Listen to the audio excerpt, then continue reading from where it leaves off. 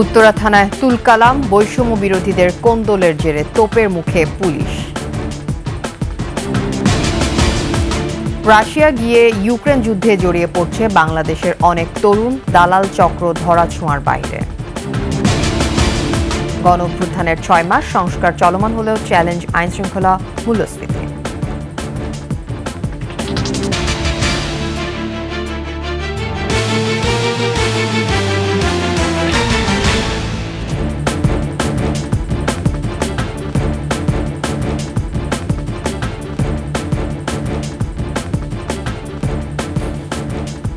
শুনছিলেন সংবাদ শিরোনাম। আমন্ত্রণ সকালের 21 সংবাদে, আপনাদের সাথে থাকছেন তাসলিমা আফিফা।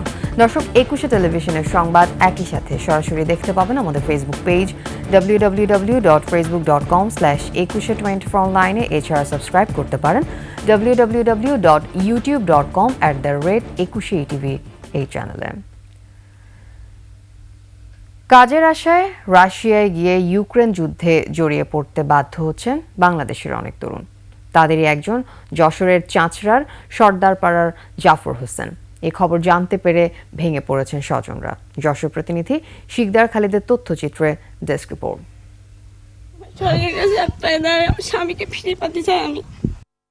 স্বামী যুদ্ধে যাবার খবরে স্ত্রীর এই উৎকণ্ঠা।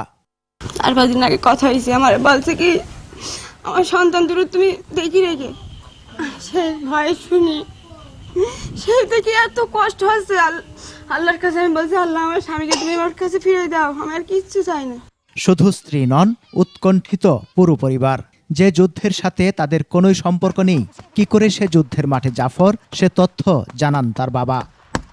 সৌদি থেকে দুবাই এনেছে, দুবাই থেকে নিয়ে এবার তাদের বিক্রি করে দিয়েছে। আর্মিতে ট্রেনিং দেওয়ার পরে ওনাকে যুদ্ধই পাঠাচ্ছে। একজন অসুস্থ, মানে গুলি লেগেছে, অসুস্থ রয়েছে, হাসপাতালে ভর্তি রয়েছে, আর একজন মারা গেছে। সাইপ্রাসে চাকরির আশায় 9 লাখ টাকা খরচ করে জাফর এখন ইউক্রেনের বিরুদ্ধে রাশিয়ার হয়ে যুদ্ধ করছেন। ঘরে 2টি শিশু, দুশ্চিন্তায় শুকিয়ে গেছে মায়ের চোখের পানি। মোবাইল ফোনে এমন খবর জানতে পেরে স্তম্ভিত স্বজন ও প্রতিবেশীরাও। দালালে সিটারি করে ইউক্রেনে এই রাশিয়ায় বেঁচে দেশে তারা এখন অস্ত্র ট্রেনিং দিতেছে, এখন সে মৃত্যু সজ্জায়, এখন মাটির তলে বাংকারে আছে। যুদ্ধের জন্য কোনো বাঙালি যায় না, বিদেশে পাড়ি দেয় শুধু কাজের জন্য, মায়ের বুক খালি করার জন্য না। ঘটনা জানাজানির পর দালাল চক্রের কাউকে পাওয়া যায়নি। বিদেশে কাজের নামে যুদ্ধে পাঠানো প্রতারক চক্রের কঠোর শাস্তির দাবি ভুক্তভোগী পরিবারের। সমর ইসলাম, ডেস্ক রিপোর্ট, 21 টেলিভিশন।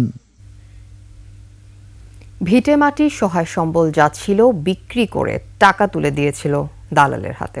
উদ্দেশ্য একটাই, যেভাবেই হোক বিদেশ গিয়ে ভাগ্য বদলের চেষ্টা।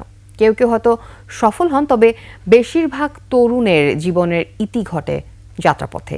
শেষ হয়ে যায় একটা পরিবারের স্বপ্ন। গল্পগুলো প্রায় এরকমই। সম্প্রতি পুনরাবৃত্তি সেই একই গল্পের। ইটালিতে যাওয়ার উদ্দেশ্যে লিবিয়ায় প্রাণ হারানো ফরিদপুরের 2 যুবকের মরদেহ ফেরত চায় তাদের পরিবার। লিবিয়ায় নিখোঁজ আরেক যুবকের সন্ধানও চায় তার স্বজনরা। এহসান রানার তথ্যচিত্রে ডেস্ক রিপোর্ট। পারিবারিক সচ্ছলতার আশায় 2024 সালের 25 নভেম্বর ফরিদপুরের ভাঙ্গা উপজেলার কুমারখালী গ্রামের হৃদয় হাওলাদার, আকাশ হাওলাদার ও সোহেল মাতুব্বর ইতালির উদ্দেশ্যে দেশ ছাড়েন। প্রথমে লিবিয়াতে ঠাঁই হয় তাদের, রাখা হয় 2 মাস। কথা ছিল নদীপথে পাঠানো হবে ইতালিতে। 24 জানুয়ারির পর থেকে তাদের আর কোনো খোঁজ পাওয়া যাচ্ছিল না। 31 জানুয়ারি লিবিয়া থেকে হৃদয় ও আকাশের গুলিবিদ্ধ নিথর দেহের ছবি পাঠানো হয় পরিবারের কাছে। আর খোঁজ মেলেনি সোহেল মাতুব্বরের। পরিবারের দাবি, দালাল আনোয়ার মাতুব্বর ও মোহাম্মদ শহীদের প্রলোভনে লিবিয়া হয়ে নদীপথে ইতালিতে পাঠানোর সিদ্ধান্ত নেওয়া হয়েছিল।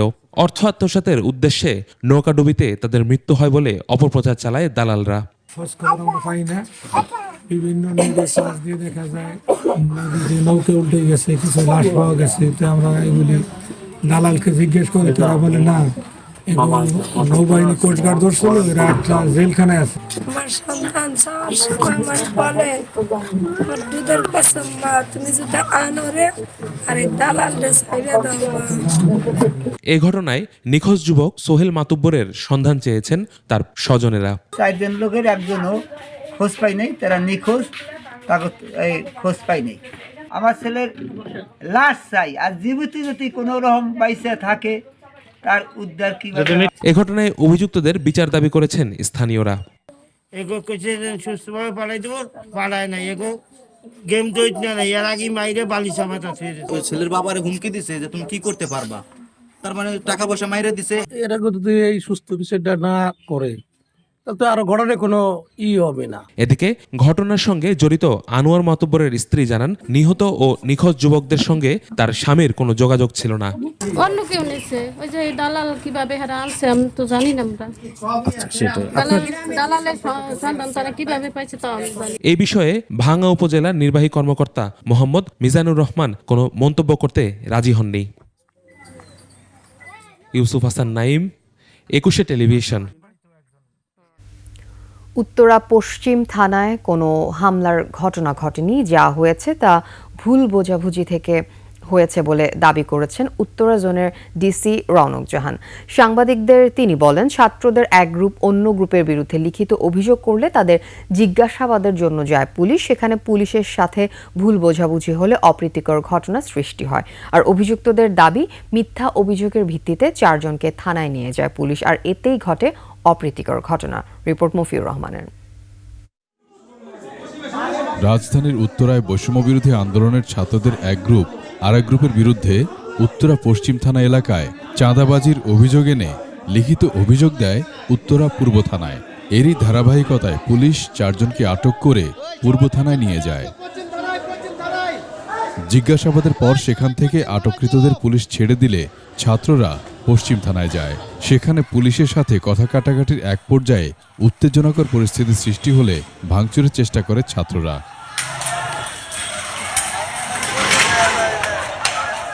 তবে পুলিশ বলছে, ভুল বোঝাবুঝির কারণে অপ্রীতিকর এই ঘটনা সৃষ্টি হয়। পুলিশের অপেশাদার আচরণের কারণে এসআই আবু সাইদকে প্রত্যাহার করা হয়েছে বলে জানান উত্তরার ডিসি। মনে হবে যে এটা হামলা হয়েছে। আসলে অনেকজন শিক্ষার্থী যখন একসঙ্গে হয়, এরকম একটা ক্রাউডের মতো তৈরি হয়, তখন জনমনে এই ধরনের বিষয়ই আসলে চোখের সামনে ভেসে আসে। তো আসলে এই ধরনের কিছু না, ওরা আলোচনা করার জন্যই আসলে এসেছিল। কিন্তু আমি যে পূর্ব থানায় আছি, আমরা সেটা হয়তো বুঝতে ভুল করেছি। একদল হচ্ছে পশ্চিম থানায় চলে আসে।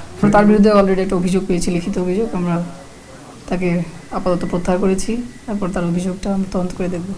অভিযুক্ত ছাত্রদের দাবি, ছাত্রদের একটি গ্রুপ অপর গ্রুপের বিরুদ্ধে চাঁদাবাজির লিখিত অভিযোগ দেয় থানায়। সেই সূত্র ধরেই এই অপ্রীতিকর ঘটনা বলেও জানান তারা। বিতর্কিত 4 জন সমন্বয়ক মিলে বা প্রতিনিধি গিয়ে এই অভিযোগটা করেছে। কেননা তাদেরকে আমরা আমাদের কমিটিতে রাখতেছেন। মামলাটা হচ্ছে পূর্ব থানায়, কেন পশ্চিম থানায় এটা ইন্টারফেয়ার করলো। সো এটা জানার জন্য আমরা পশ্চিম থানায় আসি। এখানে আসার পরে দেখি ঘটনাটা অন্যরকম। যারা মামলা করছিল তাদের মধ্যে থেকে কিছু লোকজন এবং আওয়ামী ফ্যাসিস্টের কিছু লোকজন আমাদের সাথে এক হয়ে যায়। এক হয়ে যাওয়ার পরে আমরা যেহেতু ওনাদেরকে খুব শান্তি শৃঙ্খলাভাবে পূর্ব থানা থেকে বের করে নিয়ে আসলাম, এটা স্বাভাবিক ছিল। তারা হচ্ছে এখানে অতর্কিতভাবে হামলা চালায়। তাদের দাবি, পতিত ফ্যাসিস্ট বৈষম্য বিরোধী ছাত্রদের ঐক্যে ফাটল ধরাতে জোর চেষ্টা চালাচ্ছে। সো আমাদেরকে মেরে ফেলার জন্য 130 কোটি টাকার একটা অনুদান আসে সেই ভারত থেকে এবং ফ্যাসিস্টদের কাছ থেকে। মফিউর রহমান, 21 টেলিভিশন, ঢাকা। গণ অভ্যুত্থানের 6 মাস আজ। পরিবর্তিত পরিস্থিতিতে মানুষের সার্বিক স্বাধীনতা ও মানবাধিকার পরিস্থিতির উন্নতি হলেও তা শূন্য কোঠায় নামিয়ে আনা যায়নি। আইনশৃঙ্খলা নিয়ে হিমশিম খাচ্ছে সরকার।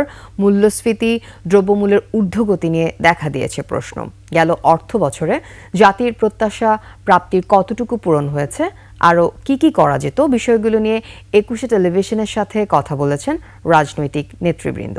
সাক্ষাৎকার নিয়েছেন সোহেল সামি। রক্তক্ষয়ী সংগ্রাম শেষে কাঙ্ক্ষিত অভ্যুত্থান। 5 আগস্ট দেশ থেকে পালিয়ে যায় ফ্যাসিস্ট প্রধানমন্ত্রী শেখ হাসিনা। আমূল পরিবর্তনের অঙ্গীকার নিয়ে শপথ গ্রহণ করেন ডক্টর ইউনূসের অন্তর্বর্তী সরকার। তারপর কেটে গেছে 6 মাস।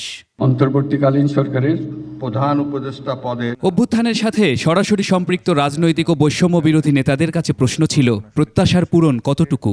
প্রাপ্তির জায়গা থেকে আমরা অনেক ক্ষেত্রে আশাবাদী হতে পারি, কারণ বিগত 17 বছরে আমরা দেখেছি আমরা ঠিক করে কথা বলতে পারি না, ঠিক করে লিখতে পারি না। ফ্যাসিস্ট হাসিনা রেজিমের যারাই ছিলেন না কেন, তাদের বিরুদ্ধে কোনো প্রকার কথা বললেই তাদেরকে গুম করা হতো, তাদেরকে খুন করা হতো। আগে একটা ফ্যাসিস্ট সরকারের অধীনে ছিলাম, সেখান থেকে মুক্ত হয়ে এখন একটা গণমানুষের সরকার আমরা মনে করি, এটা যেমন একটা স্বস্তির খবর। অন্যদিকে আমাদের যে আকাঙ্ক্ষা, সেক্ষেত্রে আমার মনে হয় যে আমাদের মধ্যে কিছুটা হতাশাও আছে। মৌলিক মানবাধিকার, আইন শৃঙ্খলা পরিস্থিতি নিয়ে মিশ্র প্রতিক্রিয়া উঠে এসেছে তাদের কথায়। আজকে আইন শৃঙ্খলা এই 6 মাসে আপনি উন্নতি করতে পারেন। দ্রব্যমূল্যের আজকে চরম অবনতি। কুমিল্লা আমরা সেদিনও দেখলাম একজনকে হত্যা করা হয়েছে। তাই সামগ্রিকভাবে একটা কিন্তু দেশে একটা মানে অস্থিতিশীল একটা অবস্থা বিরাজ করছে। হাসিনা সহ আসলে কিছু মানুষ দেশ থেকে পালিয়ে গেছে, কিন্তু এই আমলাতান্ত্রিক যে ব্যবস্থা আমাদের সমাজে, সেখানে কিন্তু সেই ফ্যাসিস্ট কাঠামোর লোকজনই এখনো রয়ে গেছে। ফ্যাসিবাদের ফেলে যাওয়া সিন্ডিকেট ভাঙা গেলে জিনিসপাতির দামও নাগালের মধ্যে চলে আসবে বলে অভিমত তাদের। বাজার নিয়ন্ত্রণ করা বলেন, সিন্ডিকেটের সমস্যাগুলো বলেন, এই সিস্টেমটা ভাঙতে আমাদের মনে হয় যে কিছুটা সময় লাগবে। সেই জন্য আসলে পরিপূর্ণ সংস্কার দরকার। ডক্টর ইউনূস সাহেব নিজে ঠিক আছে, কিন্তু যে টিমটা সাজিয়েছে, আমাদের মনে হয় টিমটার মধ্যে দক্ষতা, অভিজ্ঞতা এবং সাহসের প্রচণ্ড অভাব। আদর্শগত ভিন্নতা থাকলেও বাংলাদেশকে ফ্যাসিবাদ মুক্ত রাখার প্রশ্নে সেই লক্ষ্যে সংস্কার ও নির্বাচনের ব্যাপারে একমত তারা। সোহেল সামি, একুশে টেলিভিশন, ঢাকা।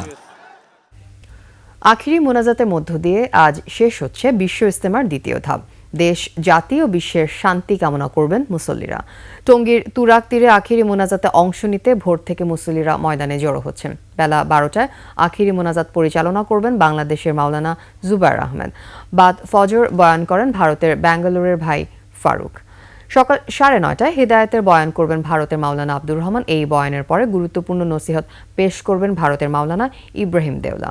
মোনাজাতে অংশ নিতে এসে অনেকেই ময়দানের বাইরে মহাসড়কে অবস্থান করছেন। মুসল্লিদের যাতায়াতের সুবিধায় 11টি বিশেষ ট্রেনের ব্যবস্থা করেছে বাংলাদেশ রেলওয়ে।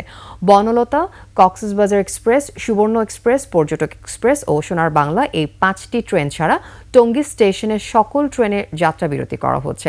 আখিরি মোনাজাত উপলক্ষে আইন শৃঙ্খলা বাহিনীর পক্ষ থেকে নেওয়া হয়েছে 5 স্তরের নিরাপত্তা ব্যবস্থা।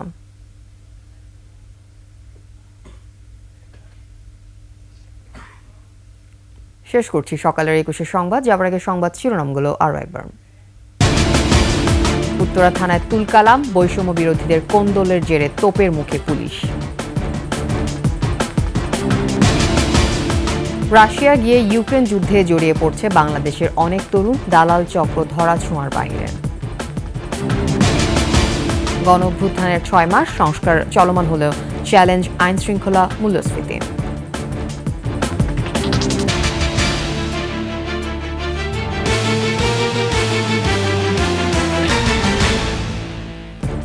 সর্বশেষ খবর জানতে ডায়াল করুন 2021 নম্বরে, ভিজিট করুন ekusha-tv.com এই ওয়েবসাইটে।